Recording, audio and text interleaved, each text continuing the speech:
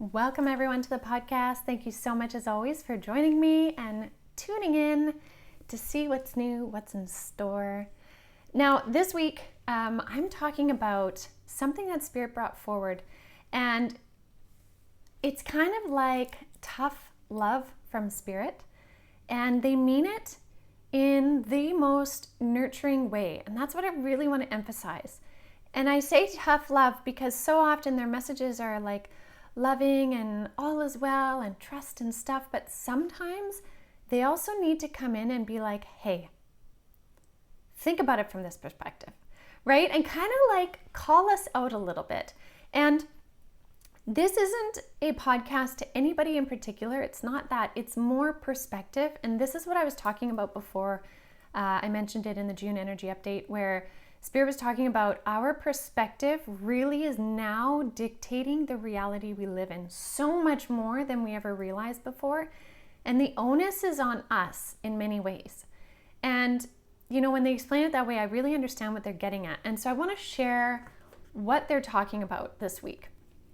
And it really stemmed from something that caught my attention that I saw on YouTube. And when it did, Spirit was like, This is what we're talking about, and it's really quite perfect. So this was posted by somebody under the tag of More to Life Journal, and it's called Life-Changing Realizations.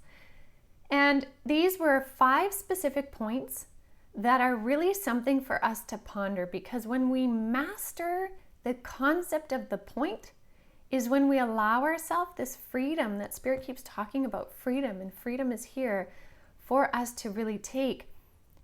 Freedom really starts from within. And I know that that's a very easy thing to say, harder thing to do. And I think we all have been there in many different levels and layers of our lives where we're in these moments where we think, there's no way around this. Why me? I'm frustrated. I'm tired of it. We all have had those experiences. And I want to say in those moments, oftentimes, the why me is a valid emotion. It is, because we've had enough. And we've obviously been trying to move through something, but it's not working. Why me? Why is this happening? And so I want to validate first that feeling and say that that is normal, that is valid. But the part is, once we sit with those emotions for a little bit, we need to do something about it, because what happens is oftentimes we then get stuck. And when we get stuck in that energy is when we start to actually lose the connection with our heart. We start to shut down, we start to become numb, and we start to miss out on the opportunities of our soul journey. And so it's at that critical point, after we've sat with it for a little bit, that we then have to choose what we're going to do about it. And I know any time in my life where I've had deep struggles, that I'm sitting in this energy or this experience or this illness and thinking, why me? What the heck is happening here? Why can I get out of it? Why did this happen? You know, all of that. I then have learned to get to a point of, okay, this is what it is right now. My only control in this is, what am I going to do about it now? Because I don't like this feeling I'm sitting in. What am I going to do about it now? And so this is the part in which this podcast is really emphasizing, is this energy of, what am I going to do about it now? This is where we get our power. So the first point I want to talk about in this, in these concepts here is number 1. It says, no one is coming to save you. Whether you achieve the life you want to live or not is completely up to you. And I mean, I want to say too, there are always aspects or outliers in this kind of comment of, well, what about people in war? What about this? And so I'm speaking to those that are truly in the power.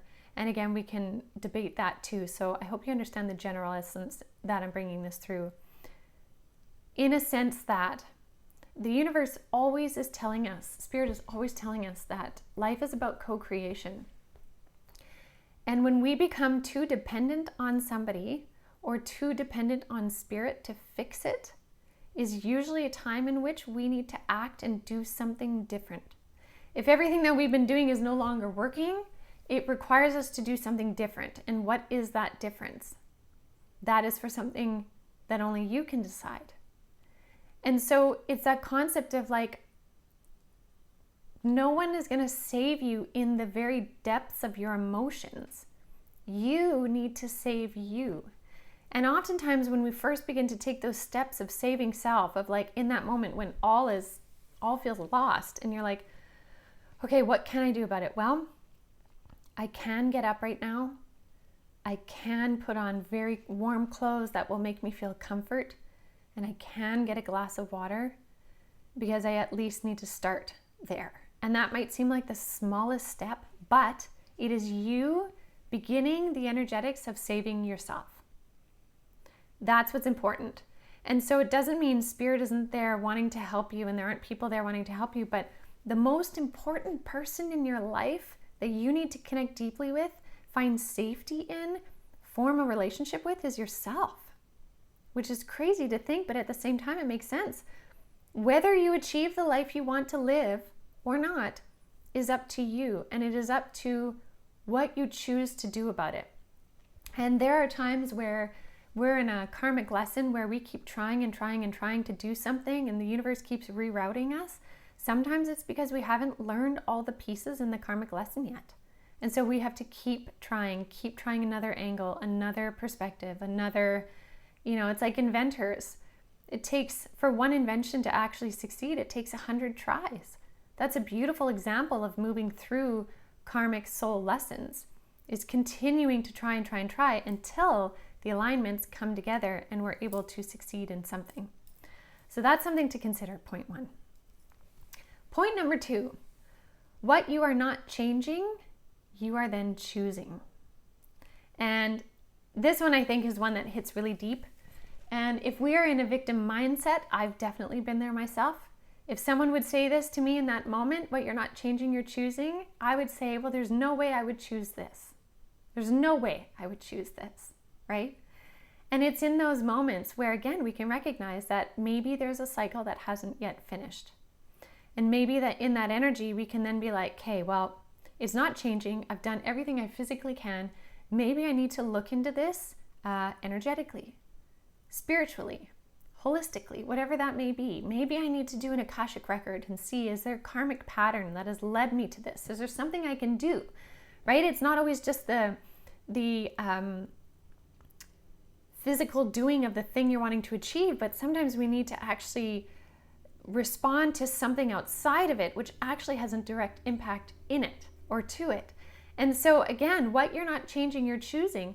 If you sit in that pattern of doing the same thing over and over and over and over again, expecting a different result, it's most likely not going to happen. You have to adjust something to bring it into balance. So something to consider. And I find this statement now has actually become one that I like to challenge myself with. What used to drive me totally bonkers now becomes this almost kind of like shakes me back into my sense of self and my connection with self, puts the onus on me, and I'm like, okay, all right, this isn't working, so what can I do different? What can I have a part in to do different to help close this cycle, close this karma, learn more lessons about it? What do I need to investigate? All that kind of stuff. Again, it brings you back your power when you start to look at it that way. The next one is number 3. Fear is a mile wide and an inch deep. And I think this is really interesting because I can really understand this energy of fear from my own journey. Again, we all experience fear in our own ways. That the feeling of fear is way scarier than when we're actually willing to step into what it is. And I can say that, again, I can only speak for myself, but I can say that in my experience with anxiety when I was younger. I just had horrible anxiety, and I was most afraid of the feeling of fear itself. And when I was finally willing to turn around and look fear in the face, then I realized, oh, it's actually just this, or oh, it's actually just that. And I'll give you an example. And this was once I was a little farther along in my journey in mediumship. A lot of my anxiety had to do with mediumship and not understanding the feelings and sensations and all of that I would pick up on. What would have terrified me in the past has now become an opportunity for me to learn more. And one of the examples is I remember I had this spirit following me around all day. And it was eerie.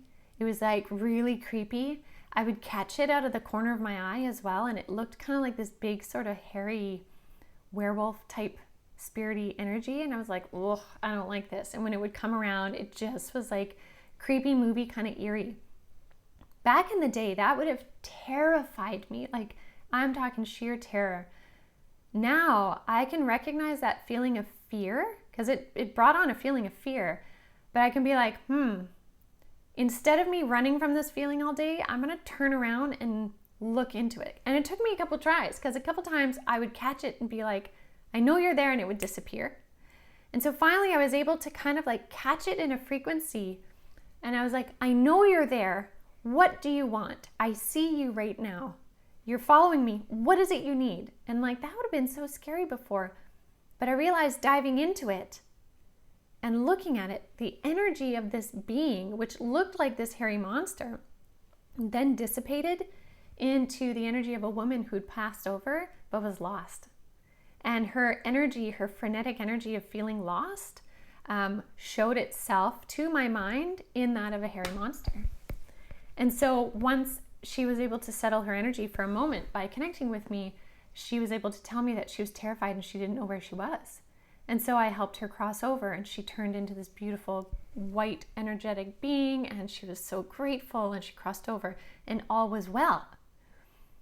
But again, if I continued to run from that energy, it probably would have continued to follow me around. And so that's why I say, like, the feeling of the fear feels huge and like so wide. But when you actually jump into it, it's actually quite small. And again, I want to say that is general. Everybody's experience is different, but it's something to consider. Fear. Because fear is one of our greatest limiters on this planet. And when we can start to break through fear in the term of, or in the example of feeling it and moving into it, we can shift it much faster than running from it and allowing it to grow. Number 4 is you can't start the next chapter of your life if you keep rereading the last one. This is such an amazing statement, because it is so easy for us to become stuck in the past, stuck in trauma loops of things that have happened to us, stuck in narratives, stuck in what ifs, or this should have been this way, or again, like whether it be victim things or anything that is stunting your growth. We need to embrace the lessons of our past and bring the knowledge and wisdom from them into our future. And it's so true. If we keep rereading the last chapter, we can't fully step into the first or the next one. So something to consider as you move forward is to release and forgive where you need to. Don't hang on to past stuff, the trauma loops of it. Mend the trauma loops. Find healing in that. Reach out to people for help for that, whether it's somatic therapy, cognitive therapy, whatever it might be. Because staying stuck there is preventing you from fulfilling your full life journey. And fulfilling your full life journey helps your soul move up so high in growth and ascension. And I think one thing to remember is we don't need to start the new chapter in perfection. We need to be our perfectly imperfect selves moving forward, willing to step one foot in front of the other, to learn as much as we can, to grow when we have the opportunities to grow, to surrender and release when we have those opportunities, to make mistakes and say sorry, to also have others make mistakes and release that energy, forgiveness of self, and then a willingness to grow. And that helps us move from chapter to chapter to chapter. And sometimes that can be so scary, absolutely. But again, it echoes the energy of the third point I talked about, which was fear. Allow yourself to feel the fear and move into it. Let it show you what it needs to show you. Heal and grow and gain the wisdom you can from it to move into your next chapter. Because I can tell you, this year is a huge year for so many people. And it's all about you stepping into this next chapter of your life. It is happening. It is here. That page has turned. You are standing on those pages of the new chapter. So stop rereading the last one. Heal from it. Take the wisdom and the knowledge. Bring it into your satchel of your superpowers and your knowledge, mistakes and all. Bring it in to move forward. Now, the last point I want to share from this is number 5, which says, staying in your comfort zone is an insult to your potential. And I think this is really neat too. I really do. And I think we all need that little nudge every once in a while. That we have such great potential coming into this human life. It is so amazing how many souls, absolutely from the soul perspective, love and admire a human life. And how many souls actually wait a very long time to come into a human life. Because a human life, being the density that it is, the soul comes into forgetting. And that is a big leap of faith for the soul to come in to a body that forgets, and a body that has an ability to accumulate karma and keep it in a soul cycle, right? Like life after life after life on this planet cycle because of karmas. And so when we really release our energy of fear, our shames, or whatever it is that's holding us back, and step into living within our potentials and like fulfilling them one at a time, we are living our soul purpose. And I can tell you from having been on the other side, having talked to my higher self, the absolute love and adoration that our higher selves have for our human experience is massive. The higher self wants you to learn and grow. It does not need you to do anything by perfection, having it all figured out. And it wants you to take the chances to grow and explore. Now, I do want to say as a caveat, if you have just moved through trauma, sometimes the comfort zone is needed in order for you to recalibrate. So if you are feeling totally drained, your adrenals are frazzled, you're super sensitive to life, comfort zone is probably where you want to start. Definitely. Find the time, take the time to recalibrate, find your comfort, find your calm your nervous system, all of that. Sometimes that can take weeks, months, years. But once you've found that and you've recalibrated there, consider, are you staying there out of safety, or do you think you could be ready now to move forward into your next level, next step? Because your potential awaits. And your potential is your whole purpose of being here on this planet. For the most part, I mean, there are a few souls that I've talked to who've crossed over that had these resting lives where, I mean, on average, everything just went smoothly. They lived really long. They didn't really take care of their body, and it really didn't matter because their body just hung on until they, fell asleep one night in their late 90s and crossed over. That was a resting lifetime. That was one in which they came here simply to experience the joy of it. There's not a lot of soul growth that happens in that way. So majority of us, myself included, are here for soul growth, meaning tough lessons, tough choices, tough ramifications, but huge growth, huge ascension, huge awareness, huge metamorphosis. And so if you consider that and you embrace that as the idea of life in this embodiment is to learn and grow, don't give up on yourself. Spirit wants you so much to stand in your soul power, to be your whole self, to know that you're worthy, to know that you matter, to step up and be who you're meant to be. That is what matters. So I want to leave you with that for today. And, sharing these life-changing realizations, as they were called, can be so empowering for you. So Spirit wanted me to bring these concepts through in a way of encouragement, not in a way of putting anyone down, making anyone feel bad, but rather giving you power and perspective to take your full power back, stand in your power, choose from your position of power, and know that when you're in that energy, Spirit has the easiest ability to help you out in terms of your universal manifestations. Because you're standing at the forefront of your energy rather than way back behind it, covered and blocked by traumas and drama and cycles and all of that. So you are more powerful than you can imagine. And I want to leave you with one thought, which Spirit reminds me this often, is if you're able, take a moment to stand in that superhero energy. We were doing this before my last dance competition. When you stand with your hands on your hips and your chest held high and your head up and your feet shoulder width apart, when you stand in this position, for even a few minutes, your whole body frequency changes. Now, if you do this bare feet on the earth, that's even better. But this is a position of power. This is where Spirit wants you to stand in recognizing all of the things we talked about today. Stand in this power, know that you matter, know that you are worth it, and that you have the ability to co-create an amazing life moving forward. So thank you all so much as always for joining me. I hope you enjoyed this episode. I sure did. And I will see you all again soon. So thanks again as always. Please share and rate and subscribe. And I will see you all next week. Have a good one.